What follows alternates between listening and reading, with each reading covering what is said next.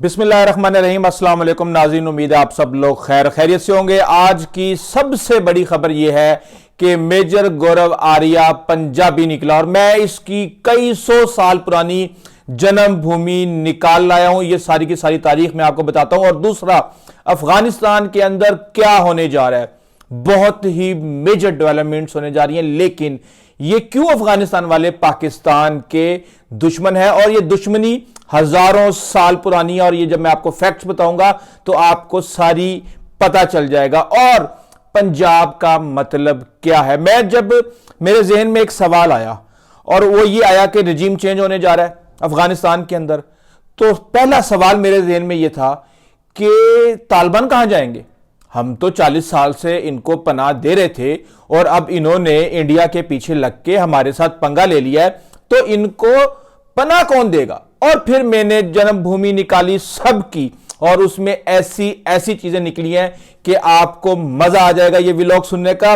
और इसके साथ ही आपको बताऊंगा कि पाकिस्तान ने एक कारी जरब लगा दिया है और जो तालिबान के अमीर है हैबतुल्लाह अखुंज़ादा, उनके फतवे को उठा के यूं फेंक दिया गया और ये बड़े ही कैलकुलेटेड तरीके से किया गया। और ये पाकिस्तान इसके अंदर अकेला नहीं है, बल्कि ओआईसी के मैक्सिमम मेंबर जो हैं वो इसके अंदर शामिल है। इनका मुकाबला करना है, काफिले चलते रहेंगे और मैं अकेला मुकाबला नहीं कर सकता। मुझे आप लोगों की सपोर्ट चाहिए और आप लोगों की सिर्फ एक सपोर्ट चाहिए कि आप जब भी ये वीडियो आए, आपने गौरव आर्या वाली खास तौर पर जब भी वीडियो है आपने इसको पूरी वीडियो को देखना, क्योंकि जब आप इसको क्लिक करके और 30 सेकंड 40 सेकंड देख के आप बंद कर देते हैं तो यूट्यूब ये समझती है कि इस वीडियो का कोई इतनी खास वीडियो ये नहीं है और वो उसको उठा के साइड पे फेंक देती है। यही क्लिक बेट ये इंडियन यूज करते हैं। और अगर आप उसके ऊपर कमेंट्स करेंगे और आप उसको लाइक करेंगे तो यूट्यूब को पता चल जाएगा कि ये वीडियो वाकई इस काबिल है और फिर ये इसको इंडिया में भी एक एक बंदे के सामने लेके आएगी। तो ये चीज हमने इस स्ट्रेटजी को अपनाना है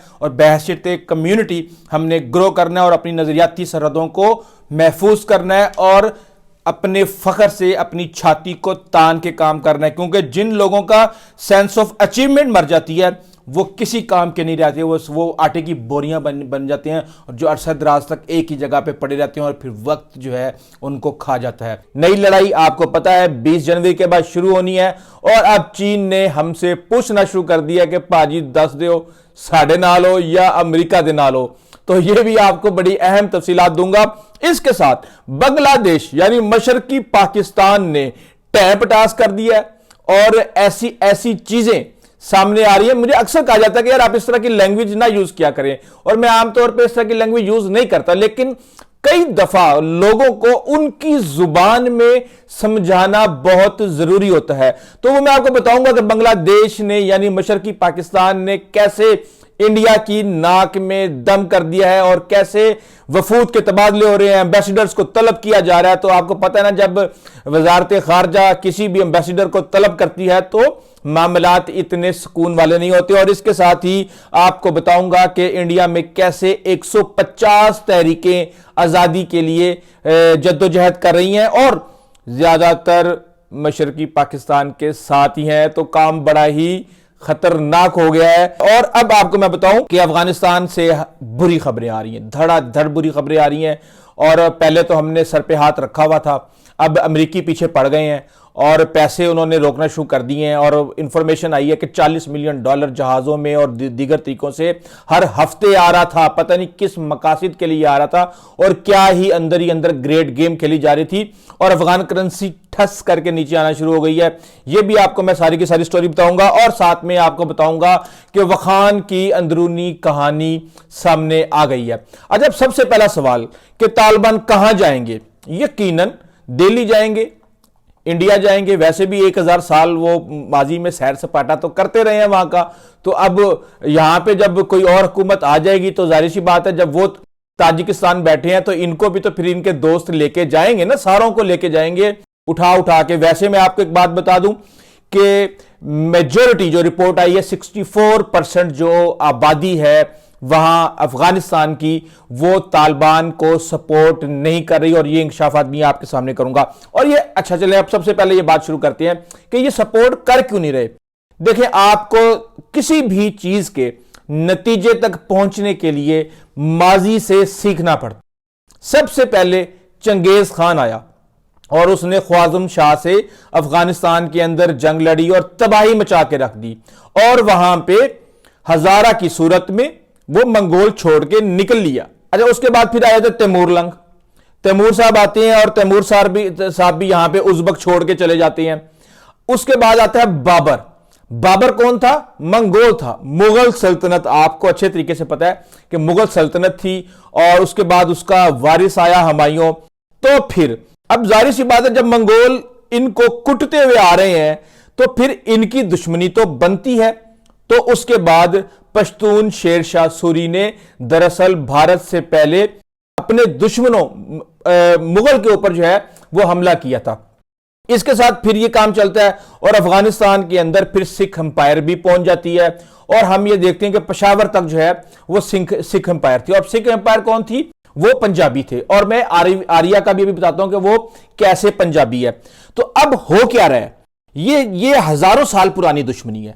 उज़्बक ताजिक को मानने के लिए तैयार नहीं है, ताजिक जो है वो पश्तूनों को मानने के लिए तैयार नहीं है, और जो ये आर्य जैसे पीछे छुप के तमाशा देख रहे हैं और आराम आराम से तिल्ली लगाने की कोशिश कर रहे हैं। ये गेम अब इनके हाथ से बिल्कुल निकल चुकी है। तो अब इनकी ये कई सौ सालों पुरानी दुश्मनी है कि भाई चंगेज आया था, उसने हमारे दादे परदादों को मार दिया। जिस तरीके से आपको पता है गौरव आर्या भी बेचारा अक्सर रो रहा होता है कि इन्होंने हमारे साथ क्या किया, और इन्होंने अपने मिसाइलों के नाम उनके नाम पे रख दिए। तो ये इतनी कॉम्प्लिकेटेड हिस्ट्री है कि पश्तून किसी भी सूरत जो है वो ताजिक और उज़्बक को मानने के लिए तैयार नहीं है। हजारा अलग से अपना हिसाब किताब लगा के बैठे हुए हैं। और उसके बाद फिर आ जाता है पंजाब। अब पंजाब की आप हिस्ट्री उठा के देख लें, पंजाब किसी भी कास्ट का नाम ये बाद में पंजाबी इलाके की वजह से रख दिया गया, जिस तरह उज़्बक रख दिया गया या ताजिक रख दिया गया, उनकी ब्रीड डिफरेंट है। और मैं आपको भी मैप दिखाऊंगा कि किस तरीके से ये ब्रीड जो है ये डिवाइड हुई। अच्छा, पंजाब को पंजाब क्यों कहा जाता है? पंजाब को पंजाब इसलिए कहा जाता है कि ये 5 दरियाओं की सरजमीन है, और 5 दरियाओं यानी बहावलपुर और आगे रहीमिया खान तक आप लाहौर से लेके आप इसको लेके चल लें तो ये 5 दरियाओं की सरजमीन है, और यहां पे रहने वालों को पंजाबी कहा जाता है। अब यह पंजाब के अंदर, अब मैं मजे की बात आपको बताऊं, आपको पता है कि पंजाब के अंदर 60 लाख बलोची, पंजाब के अंदर, टोटल पाकिस्तान के अंदर कितने बलोची हैं आपको पता है? ये मैं आपको बताऊं, ये गौरव आर्या को अगर कहो ना कि ऑमलेट बना दो, तो इसके पास अगर अंडा नहीं है ना, इसने कहना है कीमा डाल दूं, ऑमलेट बड़ा मजेदार बनेगा। ये इस तरह का की इंफॉर्मेशन का ऑमलेट बनाता है कि लोगों को, बल्कि ये अपनी आवाम को बेतहाशा गुमराह कर रहा है। और गुमराही आपको पता है कि उसका इंजाम क्या होता है, सारी दुनिया को पता है। अच्छा, अब बात यह कि पंजाब है 5 दरियाओं की सरजमीन। बलोचों का मैंने आपको बता दिया कि बलोच हमसे ज्यादा इंडिया में आबाद है, क्योंकि मैं जब आपको अभी ब्रीड का बताऊंगा ना कि ये ब्रीड की कैसे अमलगमेशन हुई है पाकिस्तान के अंदर और इंडिया के अंदर, तो आपको सारी गेम समझ आ जाएगी। अच्छा, अब ये 5 दरियाओं की सरजमीन है। यहां पे साउथ पंजाब के अंदर सराइकी रहते हैं। 12वीं सदी के अंदर बलोचिस्तान से यहां पे बलोच आए, और उन्होंने यहां पे सारी अपनी रियासतें यहां पे बना ली और यहां इलाकों में रह गए। और रिंद बलोच और सारे बलोच, ये सारे हमारे सदीक खान है लोधरा का अक्सर MNA होता है। इसके अलावा लिया में बेतहाशा बलोच हैं, राजापुंड, डीजी खान, मुजफ्फरगढ़, लिया, मुल्तान, रहीम यार खान।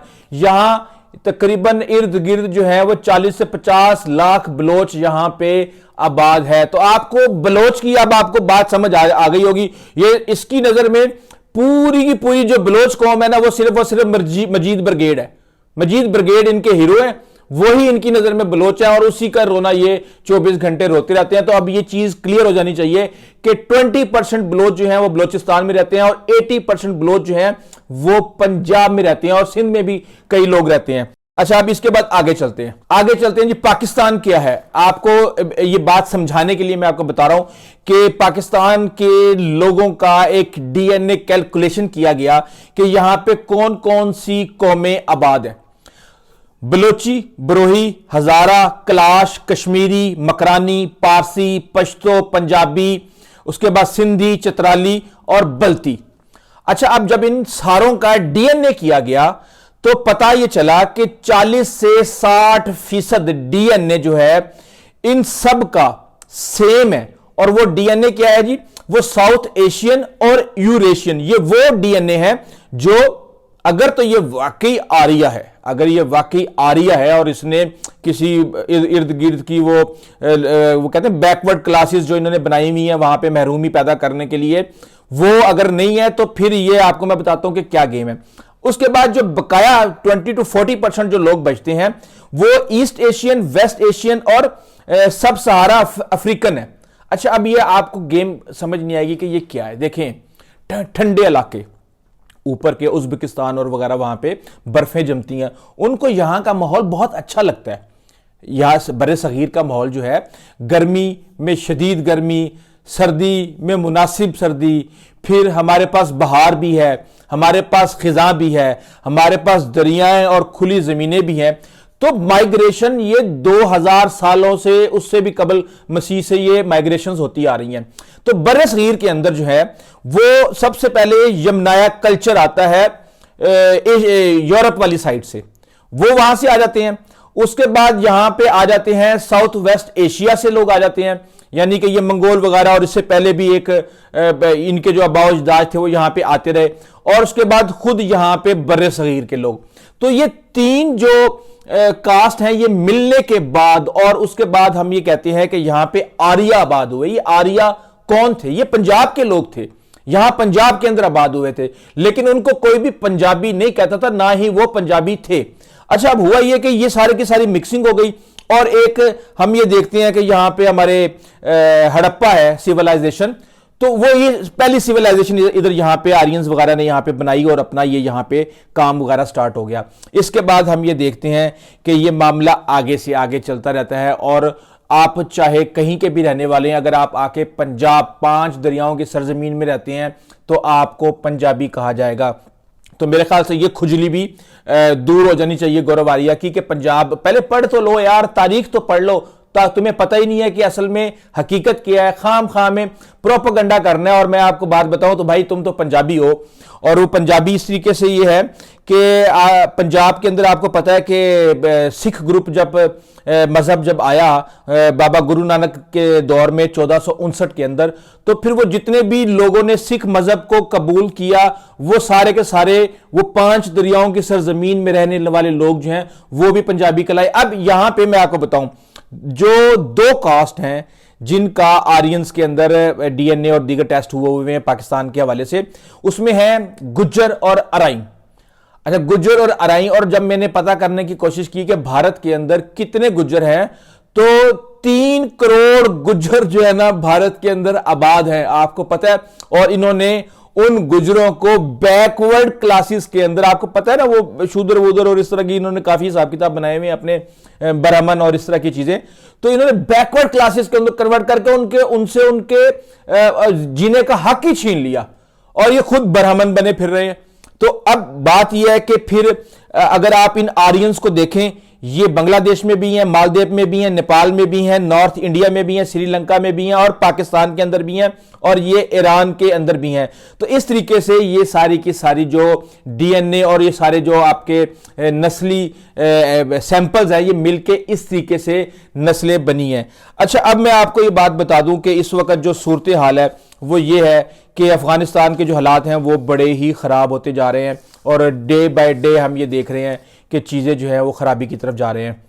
सबसे पहले तो हामिद करजई जो पहले इनके चहेते थे, उन्होंने कहा है कि जी बिस्मिल्लाह, girls education in Islamic community के नाम से कॉन्फ्रेंस हुई है, तमाम मुस्लिम ममालिक ने उसके अंदर हिस्सा लिया है, और उन्होंने कहा कि ये हैबतुल्लाह खनजादा का जो ये है फतवा बच्चियों की तालीम के हवाले से, ये हम नहीं मानते। और अब वहां पे ये काम शुरू हो जाएगा जहां पे इनका कंट्रोल नहीं है, बच्चियां जाएंगी स्कूलों में और सारा कुछ होगा। तो ये सबसे पहली एक जो स्टेट ऑफ द रिट है वो चैलेंज होने जा रही है। इसके साथ ही चीन हमसे बार बार पूछ रहा है, अब चीन हमसे बार बार पूछ रहा है और कि भाई बताओ अब क्या करना है, सीपैक को नुकसान तो नहीं पहुंचाओगे, पहले तुम्हारा हमसाया मुल्क पीछे पड़ा हुआ है और टीटीपी को सपोर्ट करके हमारे बंदे यहां पाकिस्तान के अंदर मरवा रहा है, ये सारी की सारी गेम बीआरआई और सीपैक की है, तो आप बता दें हमें क्या करना है। तो इससे पहले भी पाकिस्तान, आपको पता है पाकिस्तान का ताल्लुक चीन के साथ वो कहते हैं ना सहराओं से ज्यादा हिमालय से ऊंचा और समंदर से गहरा हमारा उनके साथ ताल्लुक है। तो वो इस बात को समझते हैं कि जो भी ब्लॉक बनता है अमेरिका का इस खित्ते के अंदर, उसमें पाकिस्तान फ्रंट लाइन एलाय होता है, यानी उनका साथी होता है, और चाइना का दोस्त मुल्क अगर अमेरिका के बनाए हुए इत्तेहाद में फ्रंट पे खड़ा होगा तो उनको इससे कोई परेशानी नहीं है। तो बात यह है कि इंडियंस जो प्लानिंग कर रहे थे सारी की सारी इधर उधर की, वो सारी की सारी फ्लॉप हो चुकी है। इसके साथ आपको बता दूं कि बांग्लादेश ने, हसीना वाजिद ने, बांग्लादेश नहीं कहूंगा, वो तो अब हमारा मशरकी पाकिस्तान की तरफ वापसी का सफर शुरू हो गया है। तो हसीना वाजिद जो है वो 2015 में मोदी के साथ करती हैं एक एग्रीमेंट, और कुछ 51 के करीब इलाके डिफरेंट होते हैं, पोस्ट होती हैं, उनको कहती हैं जी आप ले लें, हमें 111 दे दे, कोई इस तरह की स्ट्रेटेजिकली मूव करते हैं वो। अब जो है यूनुस साहब ने, हमारे फेवरेट यूनुस साहब जो पाकिस्तान का दौरा भी जल्दी करने वाले हैं, उन्होंने कहा भाई ये आप जो बाढ़ शाड़ लगा रहे हैं ना, ये आप काम अपना ख़त्म करें। और उन्होंने फौरी तौर पे बुलाया इंडियन एम्बेसडर को और उसकी सरजनिश की। उसके फौरी बाद ही फिर इंडियंस ने बंगाली जो एम्बेसडर था उसको, बांग्लादेश का, उसको बुलाया, और बुलाने के बाद अब वहां पे गर्मा गर्मी उस बॉर्डर के ऊपर शुरू हो गई है। और इसके साथ ही मैं आपको बता दूं कि इस वक्त 150 के करीब अलैदगी पसंद तहरीकें जो हैं वो भारत के अंदर सर उठाए हुए हैं, और तकरीबन ये भारत का 70 से 80% हिस्सा बनता है। तो आप सोच सकते हैं कि ये जो हमारे ऊपर रोजाना उंगलियां उठाते हैं, अब इनके साथ क्या हो सकता है। और इसके साथ ही मैं आपको बता दूं कि जो 40 मिलियन का अभी 2 हाउस ऑफ रिप्रेजेंटेटिव जो हैं अमेरिका के, उन्होंने शोर मचा दिया और उन्होंने कहा कि ये हर हफ्ते जो है $40 मिलियन क्यों जा रहे हैं। अच्छा, पहले ट्रंप ने कहा, एलन मस्क ने कहा, फिर हाउस ऑफ रिप्रेजेंटेटिव्स भी बार बार इसको कह रहे हैं। तो इसके साथ ही जो है अब ये शोर मच गया है कि अब शायद इनके बुरे हालात शुरू हो गए हैं, और अफगानी करेंसी जो है वो भी गिरना शुरू हो गई है डे बाय डे, और इनको एक अजीब तरफ इनकी कैफियत शुरू हो गई। और अब इसके साथ मैं आपको बता दूं कि वखान कॉरिडोर के ऊपर आपको पता है कि हमारे DGI से गए थे, और अंदरूनी खबरें आना शुरू हो गई हैं। और वह इंफॉर्मेशन ये है कि भारत जो अंदरून खाना गेम बना रहा है तालिबान के साथ मिलकर के, जो पाकिस्तान से 1.3 बिलियन का KKH के थ्रू चाइना ट्रेड हो रहा है, उसको किसी तरीके से रोक के मजार शरीफ और उस रास्ते से मैनेज करवा दे। तो उसको बता दिया गया है कि फौरी तौर पे भाईजान ये वखान कॉरिडोर से आप ट्रेड हमारा शुरू करें, हमें फिर अफगानिस्तान की जरूरत नहीं होगी, क्योंकि ये इंडिया के हाथों में इस वक्त जा चुके हैं और पाकिस्तान ज्यादा देर इंतजार नहीं कर सकता। और अगर आप हमारे मुफादात का तहफ़्फ़ुज़ नहीं करेंगे तो फिर जाहिर सी बात है फिर किसी के भी मुफादात का तहफ़्फ़ुज़ नहीं होगा। अगर हम नहीं तो फिर आप समझ सकते हैं ना, फिर बेहतर तरीके से। तो ये मैसेज पहुंचाया गया, और इस हवाले से जो है लेटेस्ट इंफॉर्मेशन आ रही है। और अब मैं आपको बता दूं कि गौरव आर्या साहब, आर्या बेसिकली अराई भी आर्या हैं, गुज्जर भी आर्या हैं, और बहुत सी कास्ट यहाँ पे सारे के सारे जो हैं वो आर्यन कहलाते हैं, बड़े सगीर के मैक्सिमम लोग। तो ये भी आर्या है, और यहाँ पे अगर आप इनका जेनेटिक मैप देखेंगे आप पाकिस्तान का, और इसके साथ आप इंडिया का भी देखेंगे, तो ये 70 to 80% जो जेनेटिक्स हैं वो मिलते जुलते हैं। अब बात यह है कि अब गेम निकल गई, पंजाबी से भी बाहर हो गई, और गेम निकल गई अब सिंधी से भी बाहर, बलोची से भी बाहर।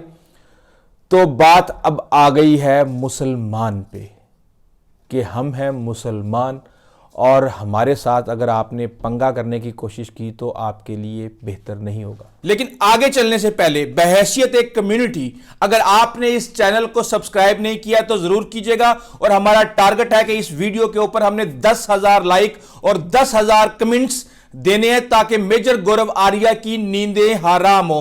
आइंदा तक इजाजत दीजिए, अल्लाह हाफिज।